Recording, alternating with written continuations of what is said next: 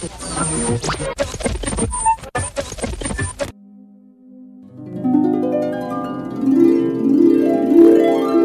now for another episode of Hey, I don't want to forget this! Storytime with Andy. FYI, I wrote this a few years ago, but 100% of this still applies. I was getting in my car yesterday to go home from my weekly visit of free dinner at Casa de Mama y Papa McBride when I saw a notice on my phone. Like the majority of people, I put a lot of info in my phone. I must have put this notification in years ago and forgotten all about it. It informed me that 36 years ago was Dave Donovan's house party. I looked at my phone, and all the great memories of that night came flooding back. I was a little 8th grader, but for some reason, a lot of my older brother's friends liked me. Dave had been planning this for months.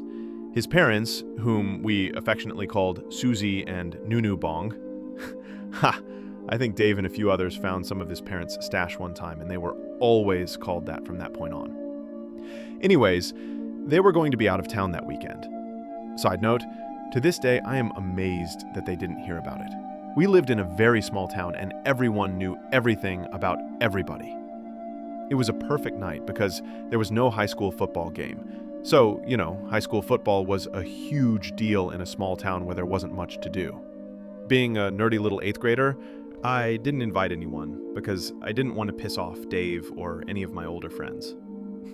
But I vividly remember, so that's a statement I will say a lot in this story, Dave's best friend, Todd, asking my friends Mark and Billy if they were coming.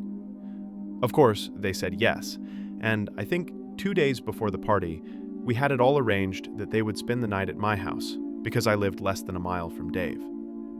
Dave and his crew had the planning of a party down to an art form. He had sort of a planning get-together with his friends, and for some reason, I tagged along with my brother to it. They planned who would get the keg and who had a pump for it, and where the keg would be.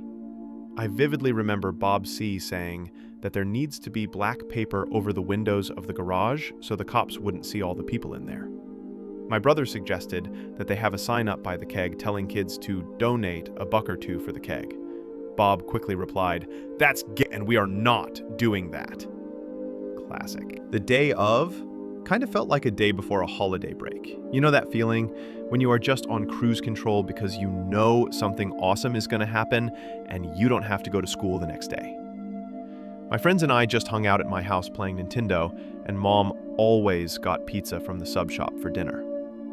Side note, to this day, every Friday is pizza day. But instead of sub shop pizza, it is a frozen one from Aldi. After dinner, it was on.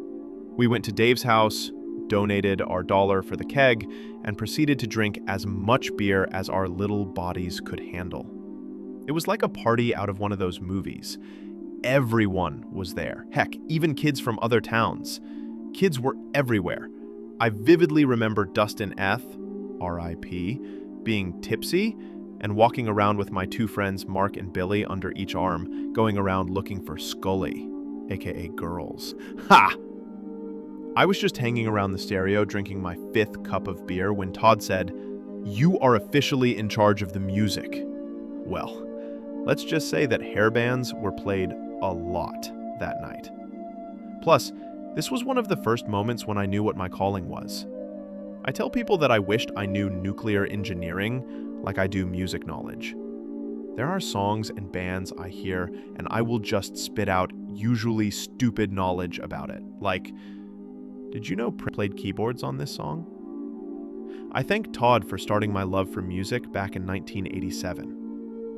At one point of the party, a girl who will remain nameless fell down the stairs and came an inch away from hitting a wall stud and dying.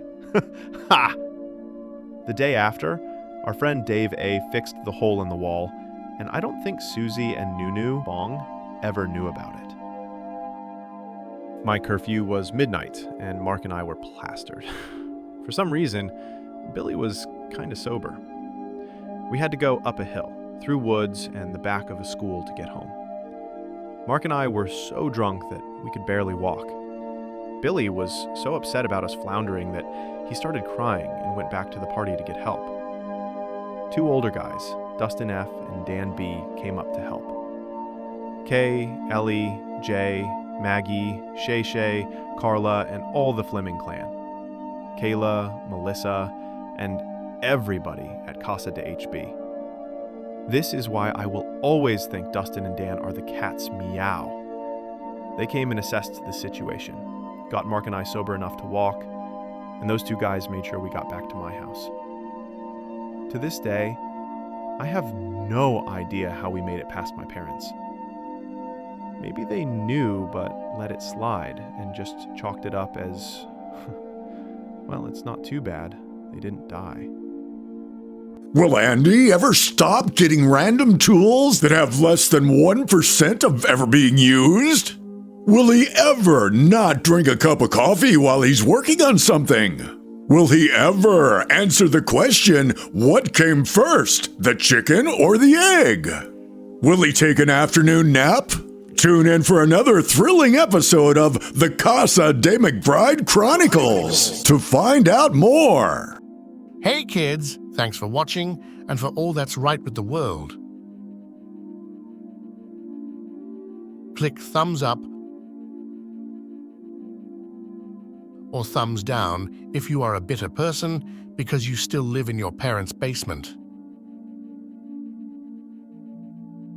Laugh in. Ladies and gentlemen, Andy has left the building. Good night. He will always be the king no matter what.